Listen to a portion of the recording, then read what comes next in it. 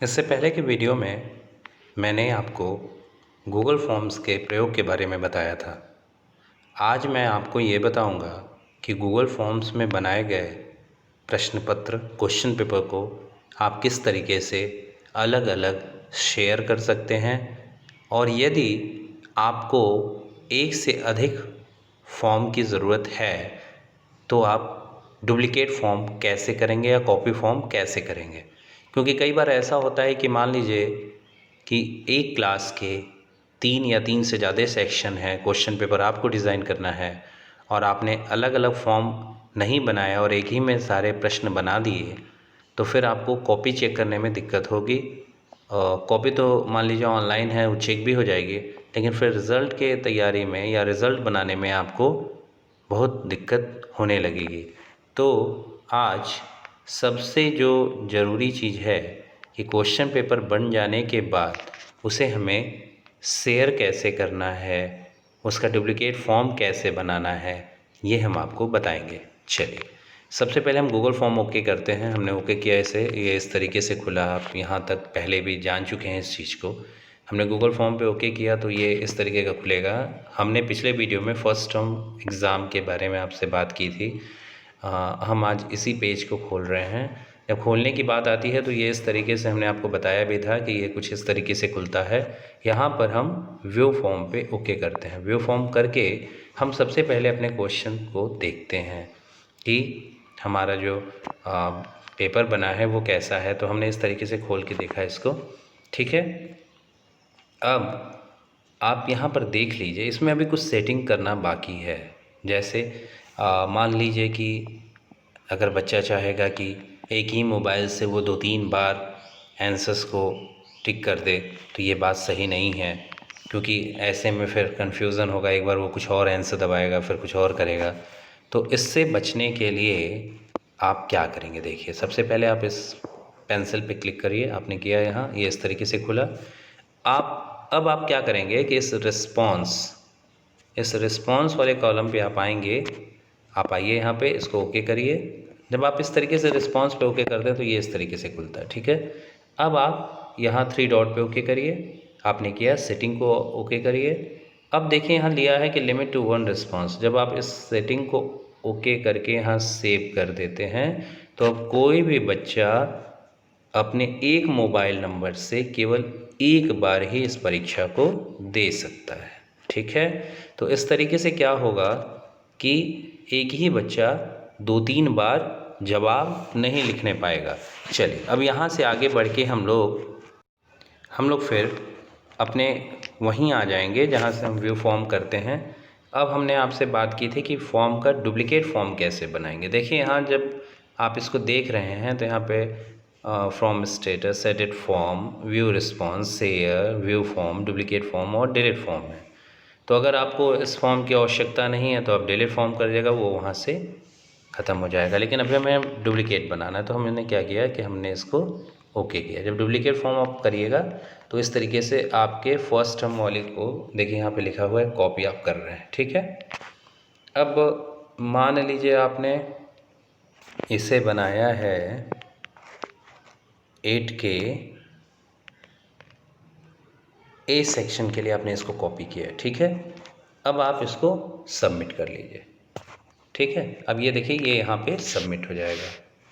Add बीच में आते रहेंगे, कोई बात नहीं है। prevent the spread of आप इसको हटा COVID-19, दीजिए, many offices have been closed for an undefined period. ठीक है। अब देखिए, फिर यहाँ से आपको वापस आना है। आप वापस आए। अब यहाँ देखिए कि डुप्लिकेट फॉर्म आपका बनके तैयार हो गया होगा। देखिए, फर्स्ट टर्म एग्ज़ाम कॉपी। कभी भी डुप्लिकेट फॉर्म बनाते वक्त आप इतना बात ज़रूर ध्यान रखिएगा कि जब भी कॉपी फॉर्म बनाए जाते हैं तो केवल डाटा कॉपी होता है और कुछ कॉपी नहीं होता है। जैसे आप यहाँ देखिए, व्यू फॉर्म आपने किया। अब देखिए वो सारा सब कुछ कि भारत की राजधानी क्या है, यहाँ what is the capital of India, ये सब हो गया। लेकिन जितनी सेटिंग आपने वहाँ पे की थी वैसी कोई सेटिंग यहाँ अभी नहीं है। तो इसको आप इंडिविजुअली आप फिर इसको करिएगा तो कैसे होगा, जैसे हमने आपको बताया था, पेंसिल पे आप टिक करिएगा, पेंसिल पे टिक करने के बाद इस तरह से खुलेगा। यहाँ 3 डॉट पे ओके करिएगा। 3 डॉट पे ओके करिएगा तो इस तरह से यहाँ पे सेटिंग पे ओके करिएगा। अब जब सेटिंग पे आप ओके करेंगे तो फिर क्या होगा, देखिए यहाँ सेटिंग पे ओके करने के बाद आप प्रेजेंटेशन, पहले जनरल से प्रेजेंटेशन में आएंगे, फिर प्रेजेंटेशन से क्विज़ेज़ में आएंगे। यहाँ क्विज़ेज़ पे ओके करिए, यहाँ इनेबल करिए और यहाँ पे सही ऑप्शन को टिक करिए। ये आपका सेव हो गया। अब जब आप सेव कर दिए इसको तो यहाँ आपको सही उत्तर बिठाना पड़ेगा।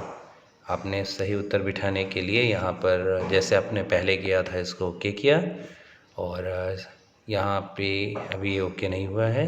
ओके तभी दिखता है जब यहाँ पर आपको पॉइंट पे सीधे लेके चला जाए और फिर आप यहाँ पे न्यू दिल्ली को ओके करेगा। इस तरीके से हो गया, फिर डन। ठीक है, अब ये जो है आपका बन गया क्वेश्चन पेपर, यानी आपने इसका डुप्लीकेट भी कर लिया।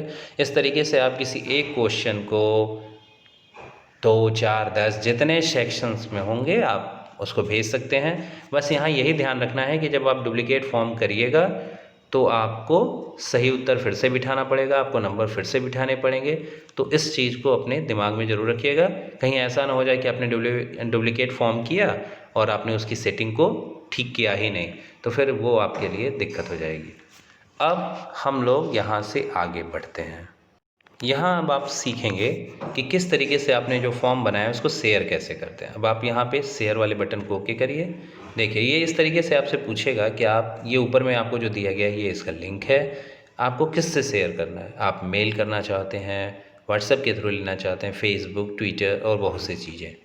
तो आप यहाँ पर जो ही इस तरीके से ओके करिएगा तो इस तरह के ऑप्शन आ जाएंगे कि आपको इसको भेजना कहाँ है। आपको जहाँ भी इसको भेजना है आप जैसे इसे मान लीजिए मैंने भेजा, आप बस गौर करिएगा, ये आया, मैंने इसको यहाँ डॉट किया, इसको भेज दिया।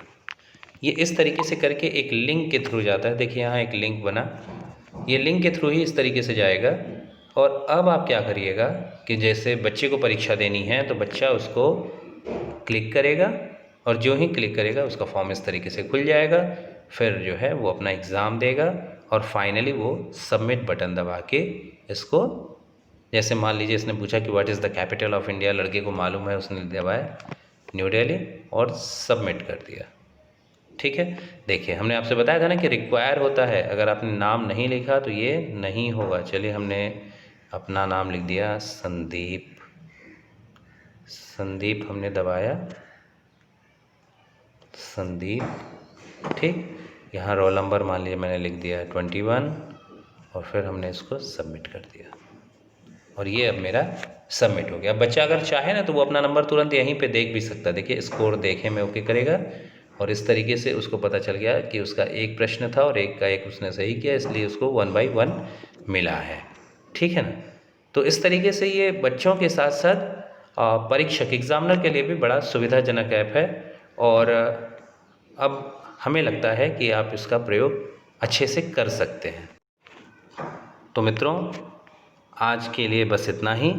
यदि इस वीडियो से रिलेटेड आपके मन में किसी तरह की कोई शंका हो तो आप कमेंट बॉक्स में ज़रूर लिखिएगा। चलिए मिलते हैं अगले वीडियो में। धन्यवाद।